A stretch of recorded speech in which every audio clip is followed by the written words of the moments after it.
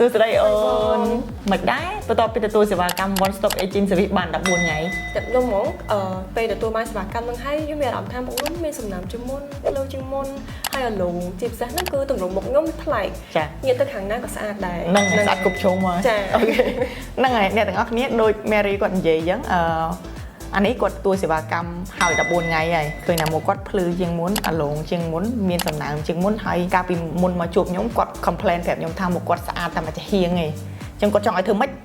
ងាកទៅជ្រុងណាក៏ស្អាតអញ្ចឹងណាយើងក៏ជ្រើសរើសសេវាកម្ម One Stop Agent Service នេះឲ្យគាត់កាលពីមកដំបូងគាត់ចង់ធ្វើសេវាកម្ម OS ប៉ុន្តែសេវាកម្ម OS អត់សូវសមជាមួយគាត់ដោយសារទី1អាយុគាត់នៅក្មេងទី2គាត់ត្រូវការថតច្រើនអញ្ចឹងបើធ្វើសេវាកម្ម OS គាត់ត្រូវសម្រាកពីការងារគាត់អាច2ទៅ3ថ្ងៃបានគាត់ទៅធ្វើការបានប៉ុន្តែ One Stop Agent Service នេះបន្ទាប់ពីគាត់ធ្វើឲ្យភ្លាមគាត់អាចទៅថតម៉ូដបានហ្នឹងហើយថ្ងៃនោះដូចជាអូនធ្វើសេវាកម្មឲ្យភ្លាមមានណាត់ថតម៉ូដឯអូន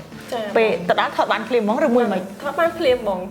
អត់មានត្រូវការឈប់ទេណានិយាយទៅពិសេសត្រង់ហ្នឹងពិសេសត្រង់ថាចប់ពីកន្លែងហ្នឹងបានស្អាតហើយយើងទៅបានរលុយបានមកតង់ទៀតអូខេហើយមិនដែរថ្ងៃក្រោយមកទទួលសេវាកម្មហ្នឹងទៀតទេអូនខ្ញុំក៏មិនដឹងមើលហើយបងអូខេហ្នឹងហើយមានចុងក្រោយអ្នកទាំងអស់គ្នាបើសិនជាមានចំណាប់អារម្មណ៍ឬក៏មានសំណួរអីបន្ថែមចង់តាក់ទងពីសេវាកម្មនេះសូមជួយអ្នកត្រង់មកក្រុមការងាររបស់យើងរីករាយនឹងស្វាគមន៍អរគុណបាយបាយ